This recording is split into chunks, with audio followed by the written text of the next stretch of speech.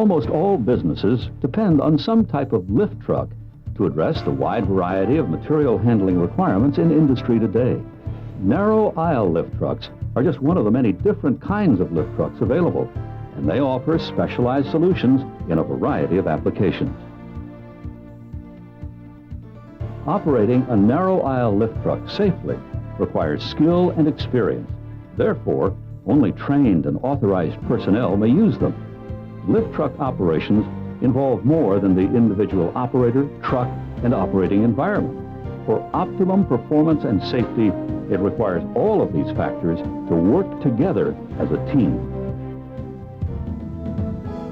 The purpose of this video is to familiarize you with the distinct features, benefits, and operating procedures of these particular trucks, to help ensure that all of those who operate them are instructed on how to use them safely.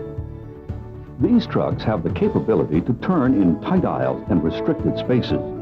Generally, these are able to lift loads exceeding 28 feet, and a fully loaded truck can weigh more than 12,000 pounds. As with all lift trucks, they should only be operated by authorized personnel who have received proper training. It is important that you not only view this video, but study the operating manual that accompanied your narrow aisle lift truck. You must be sure that you have access to and understand any instructions that are specific to your individual unit, workplace, and application. Safety isn't something that anyone sets out to ignore, but tight schedules, heavy equipment, pedestrian traffic, and congested workspace can sometimes compromise safety. OSHA, the Occupational Safety and Health Administration, estimates there are approximately 68,000 accidents involving lift trucks every year. Of these, over 100 people are killed. A 5-year study shows how the accidents break down in terms of causes. 25% tip over. 19% personnel are struck by a powered industrial truck. 14% personnel are struck by a falling load. 12% employee falls off elevated forks. 7% lift truck runs off loading dock or other surface. 6% lift truck is improperly maintained. In order to prevent further accidents, OSHA requires that employers give proper equipment-specific training to all of their lift truck operators.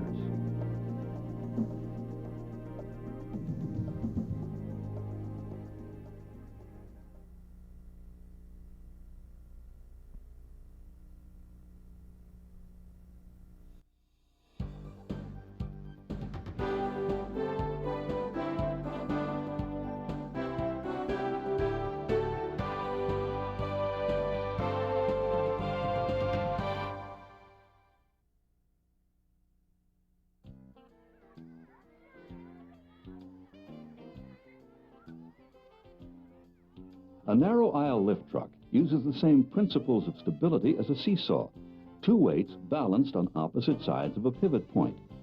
This mother must think about load distribution and center of gravity just to keep this teeter-totter moving. Operators must also understand the forces that can unbalance a lift truck. If you don't keep all four wheels on the ground, you or someone around you can be killed or seriously injured. A lift truck works much like a teeter-totter. The heavy counterweight on the back keeps the rear wheels on the ground. As you can see from this diagram, the front wheels act as a fulcrum between the counterweight and the load. Just like the pivot point of a teeter-totter, it's the same principle of leverage that allows a young child to lift her mother. Now, let's look at loads. The load center is the distance from the face of the forks to the center of gravity of the load. Every object has a center of gravity. These three loads are all the same weight, but because of their different shape, they have a different center of gravity or balance point. When a lift truck picks up a load, the center of gravity of the truck and the center of gravity of the load will produce the combined center of gravity. the combined center of gravity will move in the same direction that the load moves. A typical narrow aisle reach truck has a 4-point suspension system. This forms a stability trapezoid base. With the added dimensions of lift height, it forms a 3-dimensional triangle similar to a pyramid. When the combined center of gravity stays within the stability pyramid, the truck is stable. If you move the center of gravity forward of the stability pyramid, as when a load is too heavy or too high, the truck will tip forward. By law, every type of lift truck must have a nameplate which shows the maximum weight it is allowed to lift. For example, this truck can lift 3,000 pounds based on the load having a 24-inch load center at 209 inches. The higher the lift, the lower the capacity. As the plate shows, this truck will only lift 2,700 pounds to a 211-inch lift height. Be sure that the correct battery is used, since an unsuitable battery weight will affect the stability of the truck. As stated already, the load center is the distance from the face of the forks to the center of gravity of the load. In this example, this 3,000-pound capacity truck with a 24-inch load center will attempt to lift this 3,000-pound load. Due to the unusual shape of the load, the center of gravity of the load is 36 inches from the face of the forks. Notice how the rear wheels lift off the ground because the capacity of the truck has been exceeded. However, if the truck lifts the load from the opposite side, the center of gravity of the load is only 18 inches from the face of the forks. This load can now be safely lifted. Order pickers are a counterbalance truck also. However, they have only 3 wheels. This forms a stability triangle. Understanding the principle of lateral stability will reduce the chances of your truck falling over sideways. What do you think? Is a lift truck more stable with a load or without while turning? As this truck turns with a load, the combined center of gravity moves towards the edge of the stability triangle. Now, watch what happens when we complete a similar turn, this time without a load. Notice that the center of gravity is much closer to the edge of the stability triangle. The closer it is, the less it takes for the truck to become unbalanced and tip over. That is why an unloaded truck should be operated just as carefully as a loaded truck when cornering. Let's consider some of the main causes of tip-overs. Overloading, traveling with the load elevated, off-center or unstable loads, excessive speed, sharp turns, uneven or slippery surfaces, and falling from docks, dock plates, trucks, or trailers. One of the most serious accidents a lift truck operator can experience is a tip-over. In the event you experience such a situation, you need to know what to do. With a counterbalance sit-down truck, the operator is instructed to stay with the truck when it tips over. Stand-up lift trucks are different. Safety authorities such as OSHA state, when the stand-up rider tips over laterally, the operator must be trained to step off the vehicle toward the rear of the vehicle. In this example, the reach truck is turning a corner too fast with the load raised. As the truck begins to tip, the operator senses this emergency situation and steps out of the operator compartment. In this next situation, the reach truck is approaching the loading dock too quickly and slides on a wet surface. Unable to stop, the truck continues over the edge. The operator senses this emergency situation and steps out of the operator compartment. In the event your stand-up lift truck is involved in a tip-over or off-the-dock accident, you can be severely injured or killed. To minimize your risk of injury, it is recommended that you step off the rear of and away from your stand-up truck.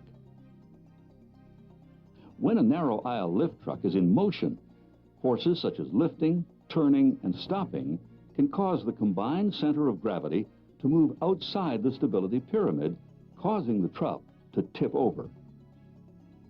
Be sure to use slow and gradual maneuvers when operating a narrow aisle lift truck.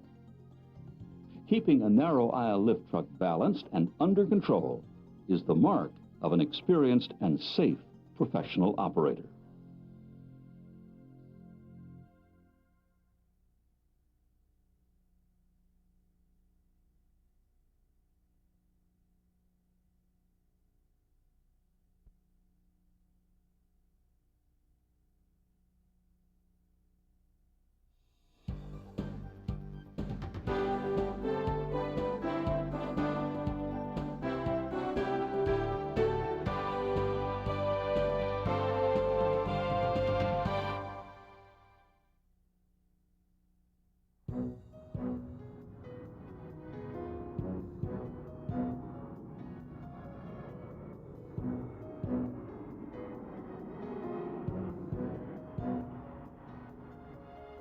Before every takeoff, airline pilots perform a pre-operational inspection.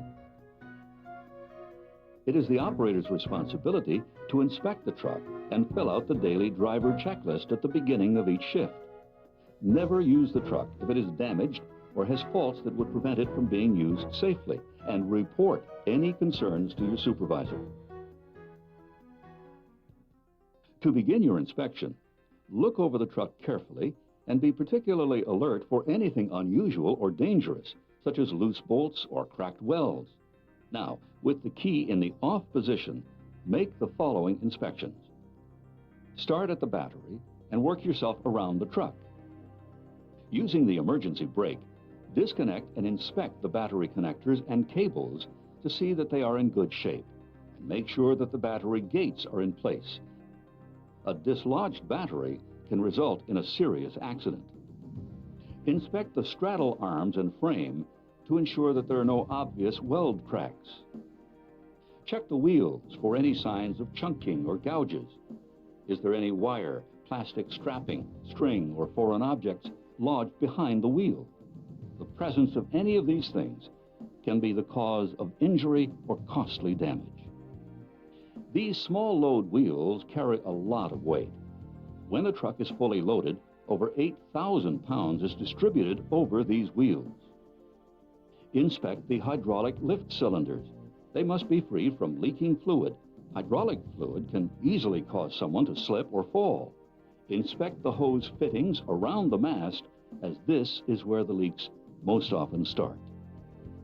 Make sure that the mast channels are free of foreign objects, such as pieces of wood or wire. Equal tension in the lift chains is important. This will prevent uneven lifting. Verify that the chain is well lubricated. Check the fork carriage to be sure that the forks are positioned properly and locked in place. The forks must be level, and one fork tip must not be higher than the other. Check all guards, especially the overhead guard and load back rest extension, to be sure that they are securely in place. Ensure that all safety and warning decals on the truck are clearly visible and able to be read. Now, with the key in the on position and with the dead man foot brake released, continue with the following inspections. Ensure that the controls move easily and that the brakes work properly. Check the plugging function. The brake pedal must stop the truck quickly when your foot is lifted. If it doesn't, the brakes are not functioning properly and the truck should be taken out of operation until it is repaired. Check that the steering moves smoothly without any play. Operate the lift, reach, side shift, and tilt mechanisms to ensure that they are functioning smoothly. Activate the lift control and fully raise and lower the forks to ensure free movement of the mast. Tilt the forks up and down, making sure that all hydraulic movements are smooth and operational. On an order picker, check the condition of the safety tether. Test the horn and lights. When finished, turn the key to the off position, look under the truck to check for any oil leaks. Complete a written report and submit it to your supervisor. Finally, refer to your owner's manual for any additional information you may require. Follow the manufacturer's instructions and be particularly attentive to the battery care section. The life of a battery and the lift truck motor and controls can be severely shortened by not following the manufacturer's instructions on charging and maintaining the battery.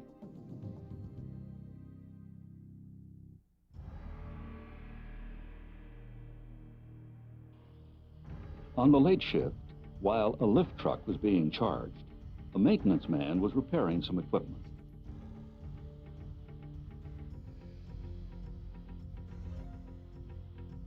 Not knowing that charging batteries give off dangerous hydrogen gas, he began grinding a piece of metal. The sparks began flying toward the battery area.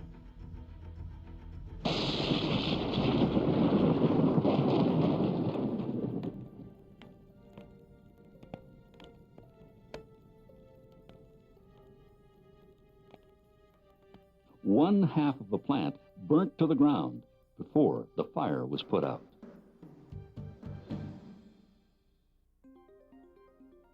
The typical industrial battery is a series of individual cells joined together by lead connectors.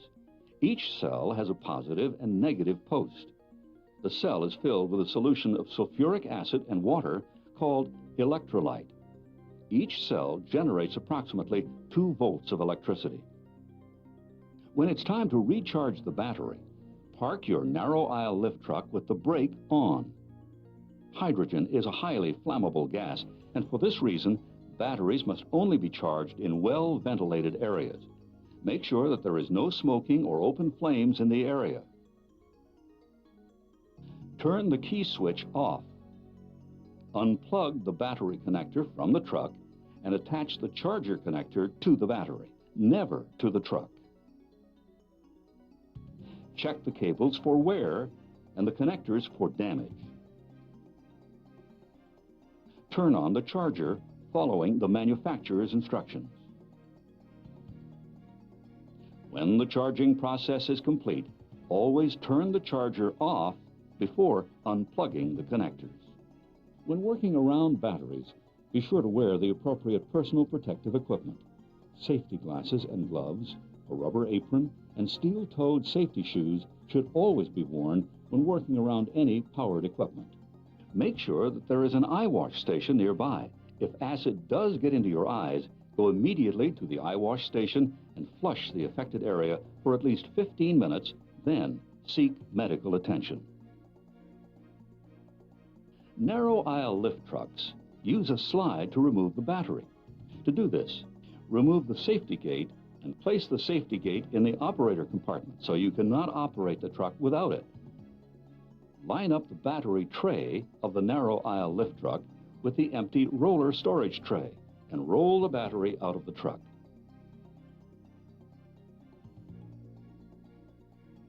After charging, remove the caps of 3 or 4 cells to determine the electrolyte level.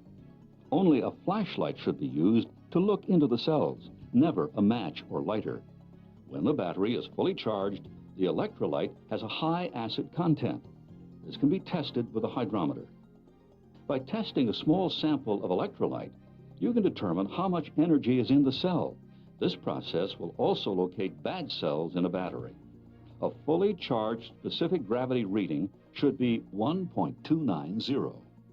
As the battery is discharged, the acid level becomes weaker. A discharged battery will read approximately 1.120 on the hydrometer. Take hydrometer readings of the cells and record the findings. Look for large differences between cells and report any irregularities. To avoid acid spills, only add water after charging.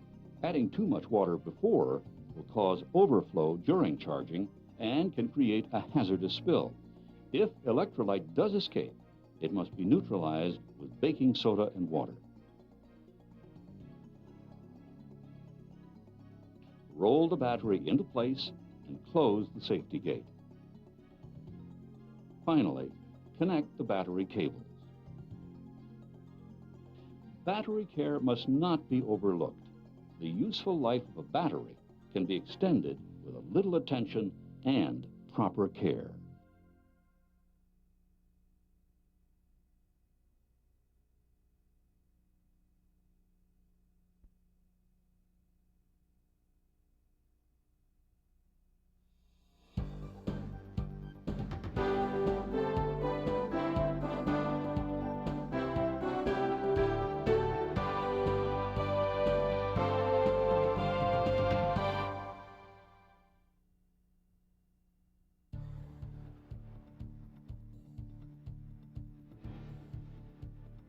As an operator of a narrow aisle lift truck, your safety, the safety of your load, and the people around you should always be your main priority. Observing safety guidelines will enable you to operate your truck in an efficient and safe manner. Proper foot protection, such as approved safety footwear, is always recommended when working in and around any motorized industrial lift trucks. Some applications may also require hard hats, eye protection, or a safety harness to be worn. Check with your supervisor to find out if your specific application requires the use of additional safety equipment.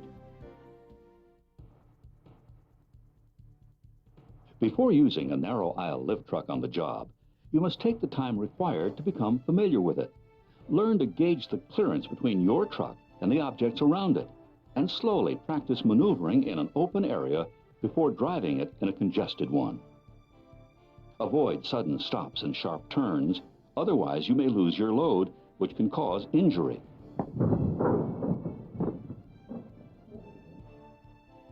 All movement should be controlled and gradual, not quick or erratic. Keep in mind that the momentum of the narrow aisle truck can make it difficult to change its direction or speed. Some other rules for operating safely are: never dismount the truck until it is fully stopped. Never put your hands, head, or feet outside the confines of the truck while operating. When traveling, make sure that the forks are lowered, whether loaded or unloaded. And to park, you must lower the forks completely and turn the key to the off position. Never park where you are blocking aisles, doorways, fire exits, firefighting equipment, or material that any other worker may need. On January 7th, Alan was filling an order. Not paying attention, he parked his truck with the forks at eye level. At the same time, Janessa, a co-worker, walked around the corner. Janessa lost the sight in her right eye.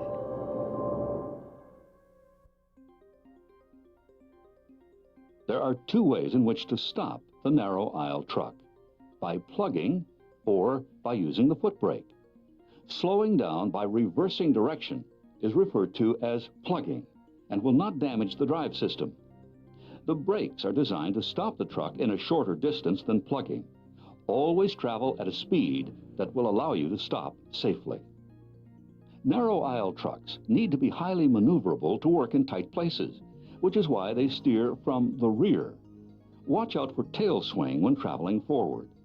When cornering, keep the front load wheels close to the inside aisle and start turning. This will allow room for the rear end to swing out in the opposite direction.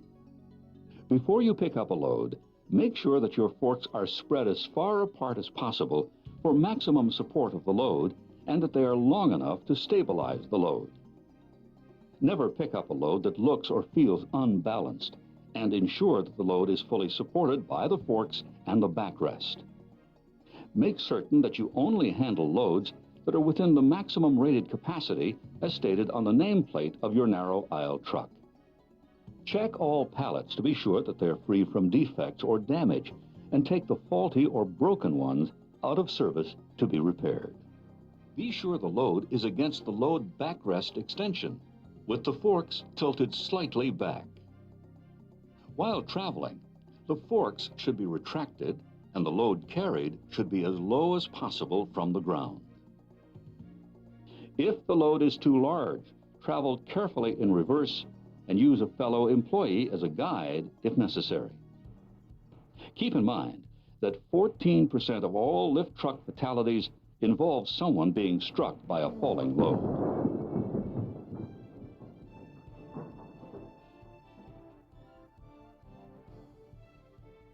Never reach through the mast to reposition a load. Instead, get off the truck and make adjustments.